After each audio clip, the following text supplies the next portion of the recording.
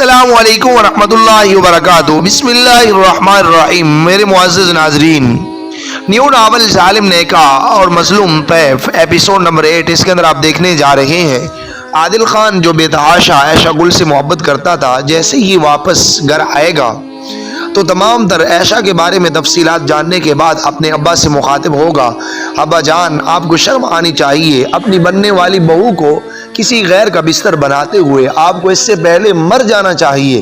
یہ بات سنتے ہی زریاب خان غصے میں آگ بگولا ہوتے ہوئے عادل خان کو ایک تھپڑ، زوردار تھپڑ رسید کرے گا، جس سے عادل خان بھی آگ بگولا ہوتے ہوئے اپنے بابا سے مخاطب ہو کر کہے گا، بابا جان آپ یہ غلط فہمی ہے کہ عادل خان رک جائے گا، اب میں عائشہ گل کو اس گھر میں لا کر ہی رہوں گا۔ یہ بات کرتے ہی عادل خان اپنے گھر سے نکلے گا اور ادھر سے ہیثم خان کو اس کی بیوی عائشہ گل یہ کہے گی کہ میں اماں جان کے لیے بہت اداس ہوں۔ تو ہیثم خان نہ چاہتے ہوئے بھی عائشہ گل کو لے کر گھر سے نکلے گا اور بیچ میں زریاب خان جو شیطانوں جیسی سوچوں کو لے کر ان دونوں کو، عائشہ گل اور ہیثم کو قتل کرنا چاہتا تھا، جب یہ تینوں مطلب عائشہ گل، ہیثم خان، زریاب خان اور عادل خان یہ چاروں ایک جگہ اکٹھے ملیں گے تو کیا قیامت برپا ہوگی، یہ سب جاننے کے لیے ہمارے ساتھ رہیے گا۔ اب چلتے ہیں اپنی ویڈیو کی جانب۔ کوئی پگھلا ہوا سیسا تھا جو عادل خان کے کانوں میں اڈیل دیا گیا تھا۔ زریاب خان کے الفاظ سنتے ہی عادل خان کے ساتھ وہاں موجود سب نفوس پر سکتہ طاری ہو گیا تھا۔ عادل خان کو تو اپنی سماعت پر ہی یقین نہیں آ رہا تھا، ایسا کیسے ہو سکتا ہے؟ عادل خان نے گمسم سے لہجے میں کہا، ایسا ہو چکا ہے عادل خان، اور بہتر ہوگا جلد سے جلد تم اپنے ذہن سے اس منحوس لڑکی کو نکال دو۔ زریاب خان نے عادل خان کے کندھے پر ہاتھ رکھتے ہوئے کہا، جسے عادل خان بے ساختہ ہٹاتے ہوئے گویا وہ غصے سے بولا، ایسا کبھی نہیں ہو سکتا ابا جان، عائشہ گل صرف اور صرف میری ہے اور میں اسے کسی اور کا نہیں ہونے دوں گا۔ عادل خان نے چلاتے ہوئے کہا۔ عادل خان جو 2 سال سے بڑائی کی غرض سے دیار غیر میں مقیم تھا، عائشہ گل سے محبت کرتا تھا، عائشہ گل سے چونکہ اس کی نسبت بھی طے ہو چکی تھی تو وقت کے ساتھ ساتھ اس کی محبت میں اضافہ ہوتا چلا گیا، اور آج جب 2 سال بعد لوٹا تھا تو عائشہ کی گمشدگی سے لے کر نکاح تک کی خبر سن کر اسے 7 آسمان اپنے سر پر گرتے ہوئے محسوس ہو رہے تھے۔ وہ بھلا اتنی آسانی سے کیسے دستبردار ہو سکتا تھا عائشہ سے؟ وہ اس کی بچپن کی اور پہلی محبت تھی۔ جہاں عادل خان کا نام حال تھا، وہیں دوسری طرف وہاں موجود سب نفوس بھی عائشہ کے نکاح کی خبر سن کر ساکت کھڑے تھے۔ سب کی آنکھیں پٹی کی پٹی رہ گئی، زریاب خان کو دیکھ رہے تھے۔ زریاب خان تمہارا دماغ خراب تو نہیں ہو گیا نا؟ یہ کیا کچھ بولے جا رہے ہو؟ عائشہ کا نکاح ہو گیا اور تم نے ہمیں بتایا تک نہیں۔ اب بولنے والی اماں بیگم تھی۔ زریاب خان کی بات سن کر انہیں حیرانی ہوئی تھی، لیکن نہ جانے کیوں انہیں زریاب خان کے اس فیصلے پر غصہ نہیں آ رہا تھا۔ میں دوبارہ اس منحوس لڑکی کا ذکر اس گھر میں نہیں کرنا چاہتا تھا، اور اگر میں یہ بات آپ لوگوں کو بتا بھی دیتا تو کیا کر سکتے تھے آپ لوگ اماں بیگم؟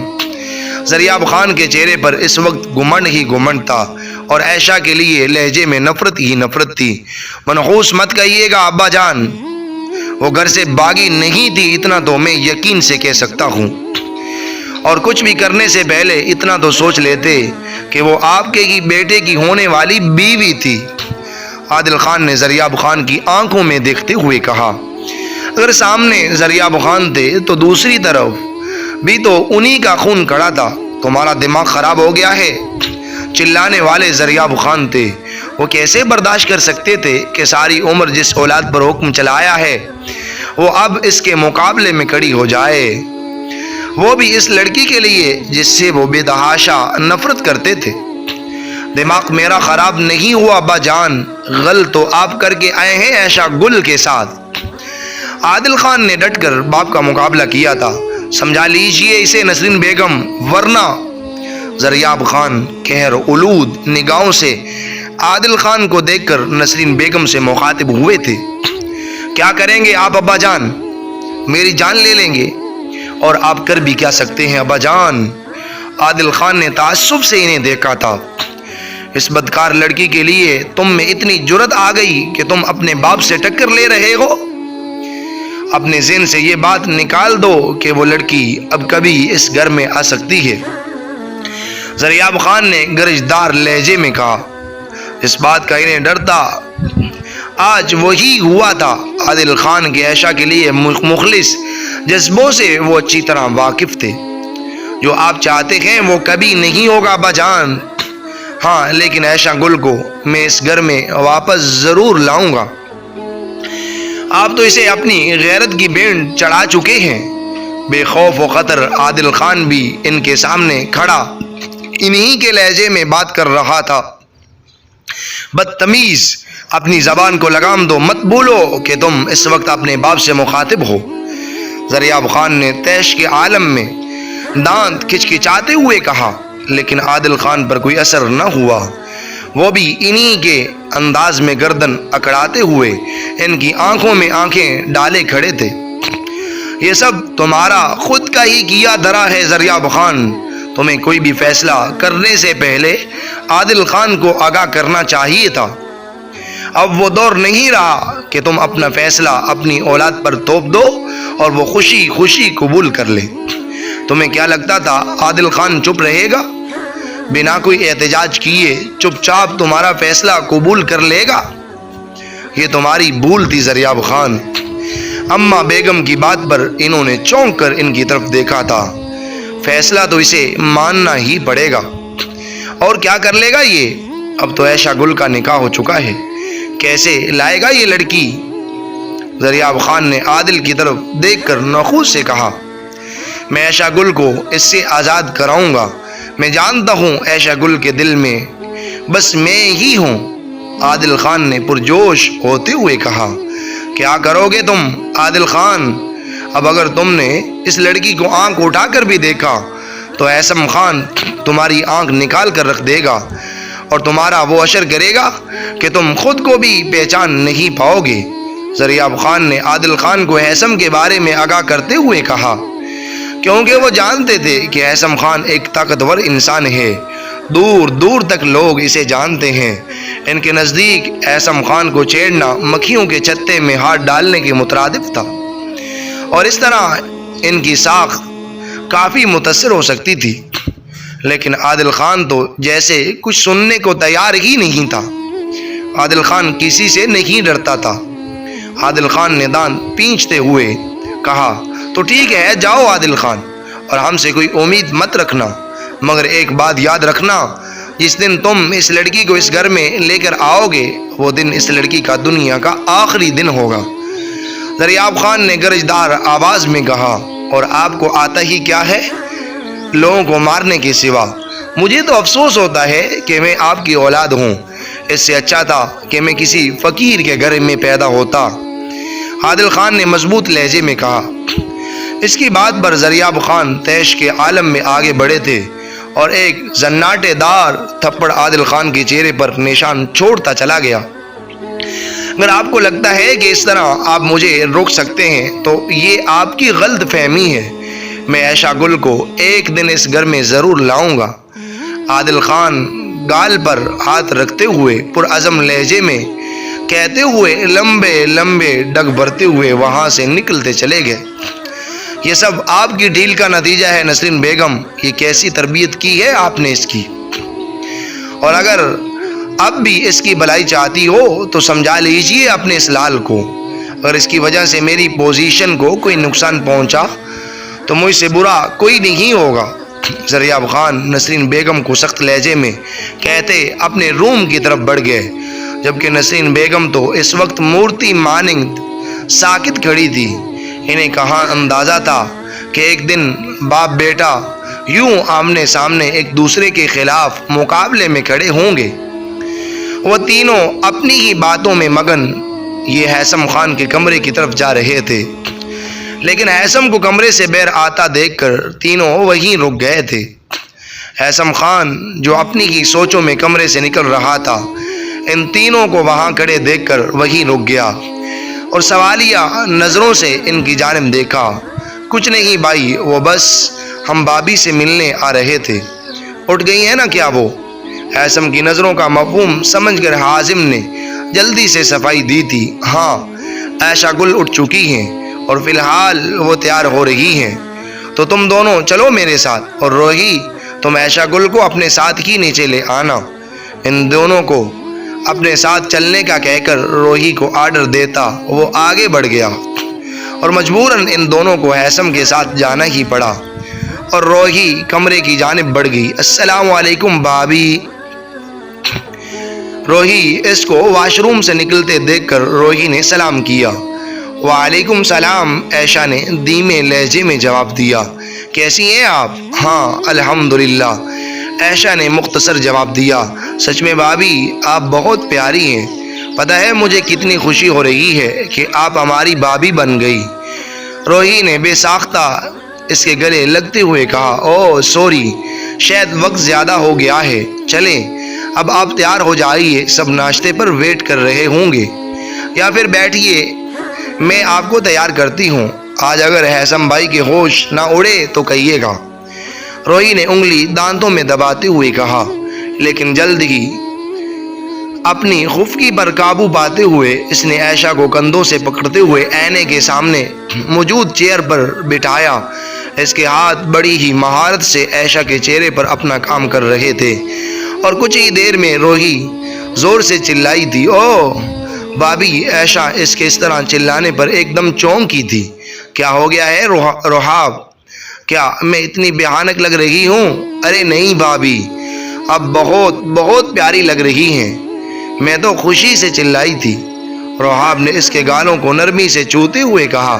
اوہ تھینک یو، یہ تو بس تمہارے ہی ہاتھوں کا کمال ہے۔ بے شک وہ حسن کی دولت سے مالا مال تھی، لیکن روحاب نے اس کے چہرے پر لائٹ میک اپ کیا تھا جو اس کے چہرے کو مزید حسین بنا رہا تھا۔ خیر اب ایسی بھی بات نہیں، چلیں اب نیچے چلتے ہیں، سب کافی دیر سے انتظار کر رہے ہیں۔ ایک بات بولوں بھابی؟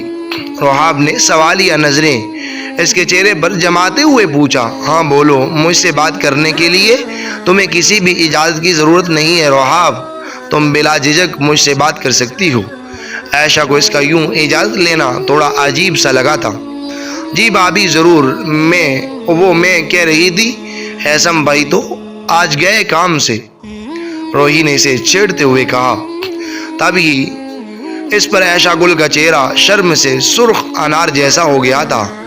عائشہ کو وہ چھوٹی سی نازک سی روحی بہت اچھی لگتی تھی، ہر وقت ہنسنے والی، چھوٹی چھوٹی باتوں پر خفا ہو جانے والی۔ بے شک وہ ایک نازک اور حسین دل کی مالک تھی۔ ہائے بھابی، آپ بلش کر رہی ہیں، اب تو اور بھی زیادہ حسین لگ رہی ہیں، روحاب نے اس کا سرخ ہوتا چہرہ دیکھ کر شرارتی انداز میں کہا۔ بس کر دو کیوٹ گرل، بڑی ہی شرارتی ہو تم، عائشہ نے اس کے گال کو نرمی سے کھینچتے ہوئے کہا، اور پھر اسی طرح ہلکی پھلکی گپ شپ کرتے وہ دونوں ڈائننگ ہال کی طرف بڑھ گئی، جہاں میل جنریشن ان دونوں کا ہی انتظار کر رہی تھی۔ پتہ نہیں کہاں رہ گئی یہ روحی کی بچی، کب سے انتظار کر رہے ہیں ہم، ضرور باتوں میں لگ گئی ہوگی۔ کتنا بے چین ہوں میں بابی سے ملنے کے لیے، ابھی لے کر آتا ہوں اسے، روحی چڑیل کو۔ تو حازم کب سے عائشہ سے ملنے کے لیے بے چین بیٹھا تھا، اور اب تو جیسے بس ہو چکی تھی اس کی۔ تبھی بڑبڑاتا ہو کر کھڑا ہوا کہ نظر سامنے سے آتی روحاب اور اس کے پہلو میں چلتی ہوئی عائشہ پر پڑی، اور تب ہی حازم آگے بڑھا۔ ویلکم ٹو اور ڈائننگ روم مس حیثم خان۔ حازم نے ایک ہاتھ سینے پر رکھے، سر کو تھوڑا خم کرتے ہوئے دوسرا ہاتھ ماتھے کے پاس لے جا کر عائشہ کو ویلکم کیا تھا۔ عائشہ اسے اس طرح دیکھ کر تھوڑا مسکرائی تھی، پر بولی کچھ نہیں، خاموشی انوز قائم تھی۔ اور تب ہی حیثم خان جو شہزادوں کی آن بان لیے سربراہی کرسی پر بیٹھا تھا، اس نے نظر اٹھا کر عائشہ کی جانب دیکھا تھا، اور حیثم کی نظریں اس کے حسین سراپے میں الجھ کر رہ گئی تھی۔ نظریں تھی کہ پلٹنے سے انکاری تھی۔ رائل بلیو کلر کی پاؤں تک آتی میکسی، کانوں میں خوبصورت جھمکے اور لائٹ میک اپ میں وہ بلا شبہ بہت حسین لگ رہی تھی۔ ہیثم سمجھ نہیں پا رہا تھا کہ وہ کل رات زیادہ حسین لگ رہی تھی یا اب۔ عائشہ ہیثم خان کی مسلسل اس طرح دیکھنے سے پزل ہو رہی تھی۔ اس کی جذبات لٹاتی نظریں عائشہ کو کنفیوز کر رہی تھی۔ مانا کہ بھابی بہت پیاری لگ رہی ہیں بھائی، لیکن کیا اب نظر لگانے کا ارادہ ہے کیا؟ زیان نے گلا گنگاڑتے ہوئے ہیثم خان کی اس طرح سے دیکھنے پر چوٹ کی تھی۔ ہیثم خان نے جلدی سے نظروں کا زاویہ بدلا تھا اور اپنی بے خودی پر جی بھر کے شرمندہ ہوا تھا۔ روحی نے عائشہ کو ہیثم خان کی دائیں جانب موجود کرسی پر بیٹھنے کا اشارہ کیا تھا اور خود بھی اس کے برابر موجود کرسی پر بیٹھ گئی۔ اس وقت ٹیبل دنیا جہاں کے لوازمات سے سجا ہوا تھا۔ ایسی کون سی شے تھی جو ٹیبل پر موجود نہیں تھی؟ عائشہ سمجھ نہیں پا رہی تھی کہ وہ کیا لے۔ وہ گود میں رکھے ہاتھوں کی انگلیاں مروڑنے میں مصروف تھی۔ جب ہیثم خان نے اسے پکارا، عائشہ گل کیا ہوا؟ اب ناشتہ کیوں نہیں کر رہی؟ کوئی مسئلہ ہے کیا؟ اگر آپ کو کچھ اور کھانا ہے تو آپ بتا سکتی ہیں، ہم جینی سے کہہ کر کچھ اور بنوا دیتے ہیں۔ ہیثم خان نے لہجے میں نرمی لاتے ہوئے کہا، نہیں کچھ نہیں، میں کھا رہی ہوں بس۔ عائشہ اپنے آپ کو اپنے بودے رویے پر خفگی محسوس کرتے ہوئے بولی۔ اس نے ہاتھ بڑھا کر جلدی سے بریڈ کا سلائٹ اٹھایا اور دھیرے دھیرے کھانے لگی۔ ایک بات پوچھوں بھابی؟ اب کی باری زیان مخاطب ہوا۔ عائشہ نے اس بات میں سر ہلایا تھا، آپ بولتی بھی ہیں؟ زیان کے اس سوال پر عائشہ نے نہ سمجھی سے اس کی طرف دیکھا تھا۔ نہیں، میرا مطلب تھا کہ آپ جب سے آئی ہیں ہاں نہ کے علاوہ ایک لفظ بھی نہیں بولا۔ میں نے اس لیے پوچھا بس، زیان نے جلدی سے صفائی دی۔ ارے زیان، تو بھی نا ایک نمبر کا گدھا ہے، پاگل بھابی شرما رہی ہیں۔ اتنا تو سمجھا کر نئی شادی ہوئی ہے ان کی، عازم نے شرمانے کی ایکٹنگ کرتے ہوئے کہا۔ ہیثم جو بظاہر لا تعلق بیٹھا تھا جبکہ زیان پورا انہی کی طرف تھا، اس کی حرکت پر اسے گوری سے نوازا تھا، جبکہ روحی نے اس کی بات پر ہوٹنگ کی تھی۔ اور پھر اسی ہنسی مذاق اور ہیثم خان کی گوریوں ناشتہ کیا گیا اور کچھ ہی دیر میں تینوں عائشہ کے کمرے میں اسے گھیرے بیٹھے تھے۔ عائشہ اور ہیثم کی شادی کو 1 ہفتہ گزر چکا تھا اور عائشہ کو تو معلوم ہی نہیں ہوا کہ یہ 1 ہفتہ کیسے گزر گیا۔ وہ اب کافی حد تک نارمل ہو چکی تھی۔ عائشہ کو جہاں ہاتھوں ہاتھ لیا گیا تھا، سب نے اسے پلکوں پر بٹھا رکھا تھا، سب اس پر دل و جان سے فدا تھے۔ حازم کی بے تکی باتوں سے وہ ہر وقت ہنستی رہتی تھی، جبکہ زیان بھی اس کا خوب ساتھ دیتا تھا، اور روحی کے ساتھ تو اس کی کافی انڈرسٹینڈنگ ہو گئی تھی۔ اس کے ساتھ تو وقت کا پتہ ہی نہیں چلتا تھا۔ اور رہی بات ہیثم کی، تو ہیثم ایک بہت ہی کیئرنگ ہسبینڈ ثابت ہوا تھا۔ وہ ہر طرح سے اس کا خیال رکھنے کی کوشش کرتا تھا۔ ان سب کی محبتوں پر وہ رب کی مشکور تھی، اور اب سب اپنی اپنی سابقہ روٹین میں مصروف ہو چکے تھے۔ ہیثم خان صبح کا گیا، رات کو لوٹتا تھا۔ عائشہ میں آنے والی تبدیلی کو واضح طور پر محسوس کر چکا تھا۔ آج ہیثم خان جیسے ہی واپس لوٹا تو عائشہ گل کو بے چینی سے ٹہلتے ہوئے پایا۔ السلام علیکم، ہیثم خان نے معمول کی طرح سلام کیا تھا۔ وعلیکم السلام، کیسے ہیں آپ؟ اس کے سوال پر ہیثم خان نے حیرانی سے اس کی طرف دیکھا۔ ہم ٹھیک ہیں عائشہ۔ ہیثم خان کی حیرانگی اب بھی قائم تھی۔ پچھلے دنوں کی نسبت آج وہ اسے کافی بہتر لگ رہی تھی۔ وہ حیران تھا، اتنے دنوں میں آج پہلی مرتبہ عائشہ نے خود سے اسے مخاطب کیا تھا۔ میں آپ سے کچھ بات کرنا چاہتی تھی۔ کافی پل خاموشی سے گزرنے کے بعد وہ بولی، جی بولیں، ہم سن رہے ہیں۔ ہیثم خان پوری طرح اس کی جانب متوجہ ہوا تھا۔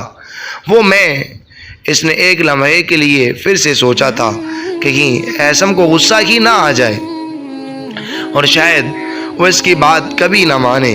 بولیے عائشہ گل، کیا کہنا چاہتی ہیں آپ؟ میں اس سے بولا تک نہیں جا رہا تھا وہ بے چینی سے بار بار ہاتھ مسل رہی تھی کہ ایسم صوفے سے اٹھ کھڑا ہوا اور اسے شانوں سے تھام کر واپس اپنے ساتھ بٹھایا۔ صوفے کی بیک پر ہاتھ رکھے اور ٹانگ پر ٹانگ چڑھائے وہ پوری طرح اس کی جانب متوجہ تھا۔ اس نے نرمی سے اس کا ہاتھ پکڑا۔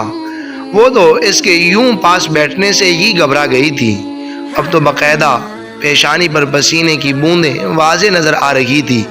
ہمارے درمیان اتنا گہرا اور مضبوط رشتہ ہے عائشہ کہ آپ کو ہم سے کوئی بھی بات کرنے میں جھجک محسوس نہیں ہونی چاہیے۔ ہم جانتے ہیں آپ ابھی تک اس رشتے کو پوری طرح قبول نہیں کر پائی۔ آپ کو جتنا ٹائم چاہیے آپ لے سکتی ہیں۔ مانتا ہوں جن حالات میں ہمارا نکاح ہوا اس میں ایک دم یہ سب قبول کرنا بہت مشکل ہے، پر ناممکن کچھ بھی نہیں ہے عائشہ۔ اور اگر آپ ہم سے اپنی بات نہیں کریں گی تو کس سے کریں گی؟ وہ سر جھکائے لب کاٹتے ہوئے خاموشی سے اس کی بات سن رہی تھی۔ جب ایسم نے اس کے ہاتھ پر ہلکا سا دباؤ ڈال کر اسے تسلی دی اور اپنے ساتھ کا یقین دلایا تھا، اب بتائیے ایسی کیا بات ہے جو آپ بتانے میں اتنا جھجک رہی ہیں؟ مجھے اماں بیگم کی بہت یاد آ رہی ہے، میں ان سے ملنا چاہتی ہوں۔ عائشہ کا سر اب بھی جھکا تھا۔ جب کافی دیر تک ایسم خان کچھ نہ بولا تو عائشہ نے نظریں اٹھا کر اس کے چہرے کی جانب دیکھا تھا، جہاں بیزاری واضح تھی۔ کچھ دیر بعد کافی سوچنے کے بعد ایسم بولا، ہم سمجھ سکتے ہیں عائشہ، لیکن اس طرح زریاب خان آپ کو نقصان پہنچا سکتا ہے، لیکن اگر آپ چاہیں تو کال پر بات کر سکتی ہیں۔ لیٹ لائن پر کر لو کیا؟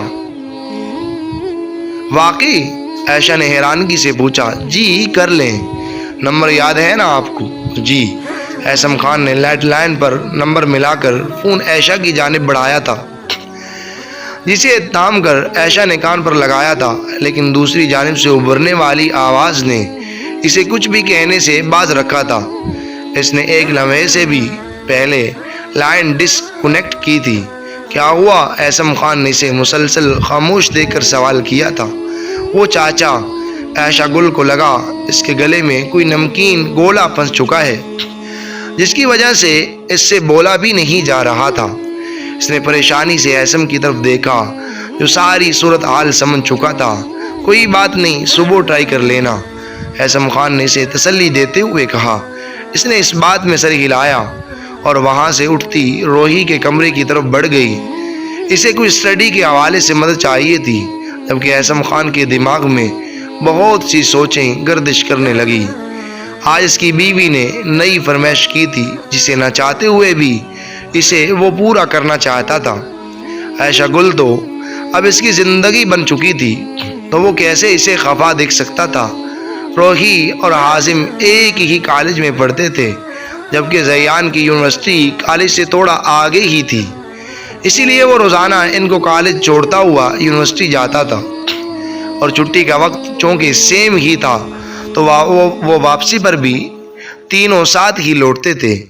روزانہ کی طرح آج بھی زیان لاؤنج میں کھڑے چلا رہا تھا، روحی آ جاؤ یار، لیٹ ہو رہی ہے مجھے۔ آ گئی بس 1 منٹ۔ روحی ہاتھ پر واچ پہنتے ہوئے کمرے سے باہر نکلی تھی، اور اب وہ بھی زیان کے ساتھ چلانے میں اس کا ساتھ دے رہی تھی۔ حازم آ جاؤ، کتنی دیر لگاتے ہو تیار ہونے میں؟ تم تو لڑکیوں کو بھی پیچھے چھوڑ چکے ہو، اور اگر اب تم 3 تک کاؤنٹنگ کرنے تک نہ آئے تو ہم سے کوئی امید مت رکھنا۔ روہی نے معمول کی دھمکی دی تھی، اور وہ بھی 3 کاؤنٹنگ ہونے تک الادین کے جن کی طرح حاضر ہوا تھا۔ وہ جانتا تھا ان سے کچھ بعید نہیں تھا کہ وہ واقعی اسے چھوڑ کر چلے جاتے، جبکہ عائشہ ان کو یوں دیکھ کر مسکرا دیا کرتی تھی۔ جانتے وہ تینوں اس حویلی کی، عائشہ ہی جانتی تھی ان تینوں کے جانے کے بعد وہ ٹائم کیسے گزارتی تھی۔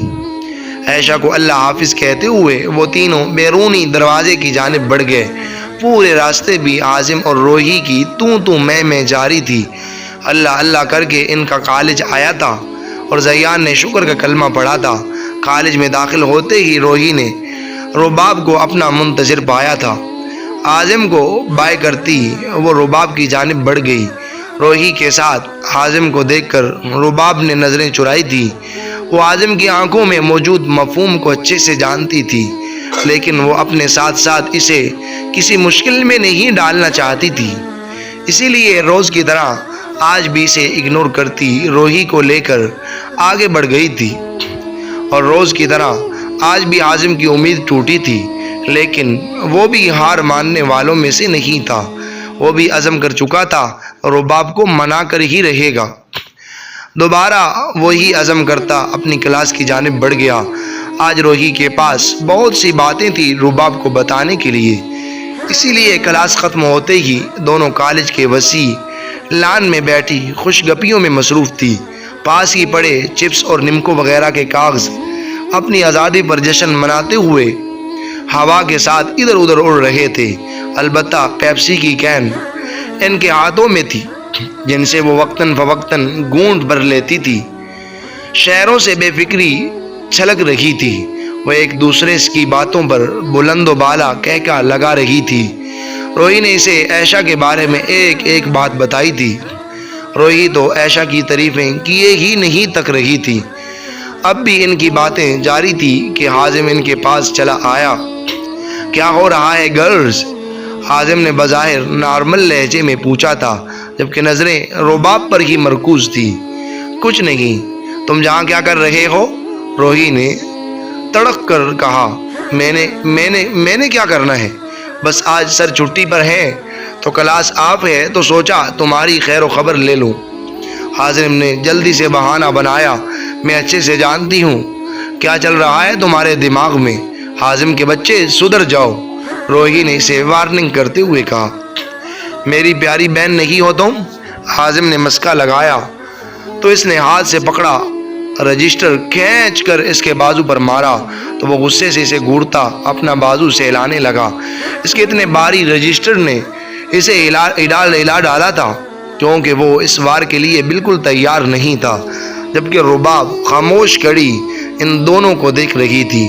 روحی چھوڑو، چلو اب کلاس سٹارٹ ہونے والی ہے۔ رباب نے روحی کے کندھے پر ہاتھ رکھ کر اسے اپنے طرف متوجہ کرتے ہوئے کہا۔ ہاں ایک دم۔ حازم کا فلک شوگاف کہکا بلند ہوا تھا۔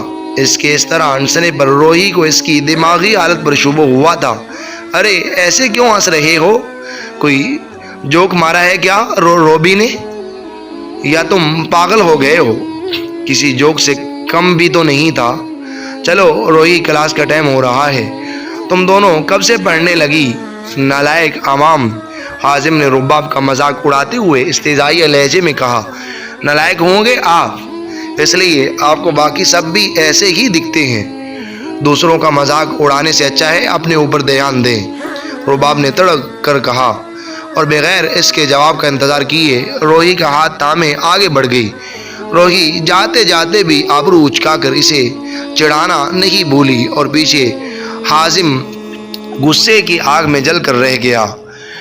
ناظرین، یہ ناول ابھی تک جاری ہے۔ اب نیکسٹ ایپی میں دیکھیں گے کہ احسن علی خان کیسے اپنی وائف کو خوش کرنے کی خاطر زریاب علی خان کی حویلی میں جائے گا اور عائشہ کی ملاقات اس کی اماں سے کروائے گا، اور اس کے بعد جو وہاں عادل ہے جو کہ عائشہ کی محبت میں مر رہا ہے، وہ اس کا ریئیکٹ کیا ہوگا، وہ کیا کرے گا۔ اور زریاب خان جس کے لہجے میں نفرت ہی نفرت ہے، جو پہلے عادل خان کو کہہ چکا ہے کہ جب یہ لڑکی اس حویلی میں دوبارہ واپس آئے گی تو یہ اس کا آخری دن ہوگا، جو اس کا قاتل ہے حقیقی معنوں میں، وہ کیا کرے گا، ان کے ساتھ کیا ہوگا، یہ سب جاننے کے لیے آپ کو نیکسٹ ایپی کا ویٹ کرنا ہوگا۔ اور ناظرین، آئی ہوپ، میں امید کرتا ہوں کہ آپ کو یہ ناول بہت زیادہ پسند آیا ہوگا۔ اگر آپ یہ چاہتے ہیں کہ نیکسٹ ایپیسوڈ جلد از جلد اپلوڈ کیا جائے تو پلیز ہمارے چینل کو سبسکرائب کیجیے، ہماری ویڈیو کو لائک اور شیئر کیجیے، اور ساتھ دیے گئے بیل آئیکن کو بھی پریس کر لیجیے تاکہ ہر آنے والی نیو اپڈیٹ سب سے پہلے آپ تک پہنچتی رہے، اور کمنٹس باکس میں اپنی رائے کا اظہار ضرور کیجیے گا۔ آج ایک نیو ناول شروع کرنے والا ہوں اس کے ساتھ، جو کہ بہت زیادہ انٹرسٹ ہے، اور اس کے ایپیسوڈ جو ہے وہ اتنے لمبے نہیں ہوں گے۔ اس کے ایپیسوڈ میں لمبے بنانے کی کوشش کروں گا۔ اس ناول کو میں جلد ہی اختتام تک لے جانے کی کوشش کرتا ہوں، تو آپ کے جتنے ہی زیادہ کمنٹس ہوں گے اتنا انشاءاللہ میں زیادہ سے زیادہ ایپیسوڈ جو ہے وہ اپلوڈ کروں گا۔ جزاکم اللہ خیر، آج ہمیں اجازت دیجیے، نیکسٹ ایپیسوڈ تک۔